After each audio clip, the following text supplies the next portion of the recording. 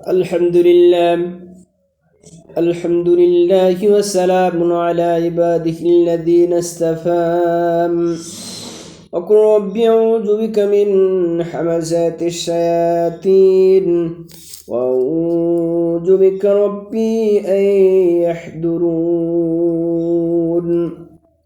যাদের বিরুদ্ধে যুদ্ধ চালানো হচ্ছিল তাদেরও এখন যুদ্ধ করার অনুমতি দেওয়া হলো, কেননা তাদের উপর সত্যি জুলুম করা হয়েছিল।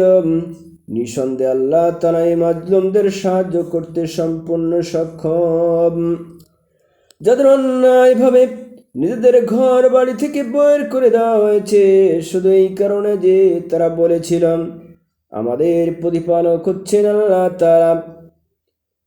যদি আল্লাহ তাআলা মানব জাতির এক দলকে আরেক দল দিয়ে ধ্বংস না করতেন, তাহলে দুনিয়ার বুক থেকে খ্রিস্টানদের উপাসনালয় গির্জাসমূহ বিধ্বস্ত হয়ে যেত ইহুদিদের ইবাদতের স্থান ও মুসলিমদের মসজিদ সমূহ, যেখানে বেশি বেশি পরিমাণ আল্লাহ তাআলার নাম নেওয়া হয়, আল্লাহ তাআলা অবশ্যই তাকে সাহায্য করেন।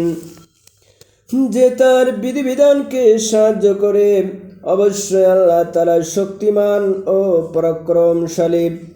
আমি যদি এই আত্মসমর্পণকারী মুসলিমদের আমার জমিনে রাজনৈতিক প্রতিষ্ঠা দান করি, তাহলে তারা প্রথমে সালাত প্রতিষ্ঠা করবে, দ্বিতীয়ত তারা যাকাত আদায়ের ব্যবস্থা করবে, তৃতীয়ত আর নাগরিকদের তারা সৎ কাজের নির্দেশ দেবে, আর চতুর্থত তারা মন্দ কাজ থেকে সাধারণ মানুষদের বিরত রাখবে।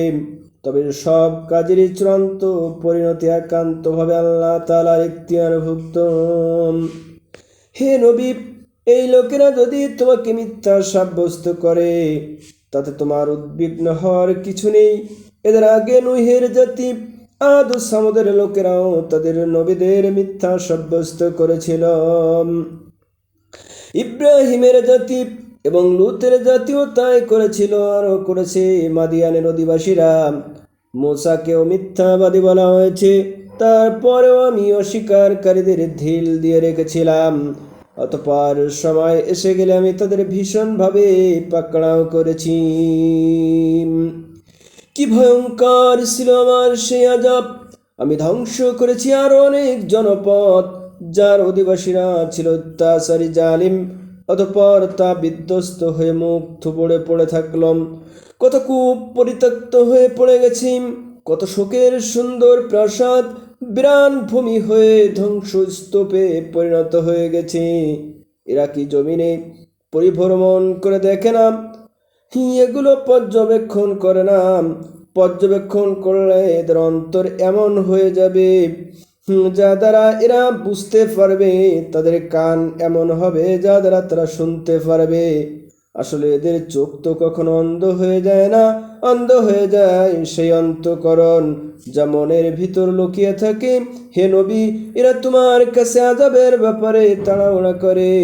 তুমি বলো, আল্লাহ তাআলা কখনো তার ওয়াদার বরখেলাপ করেন না।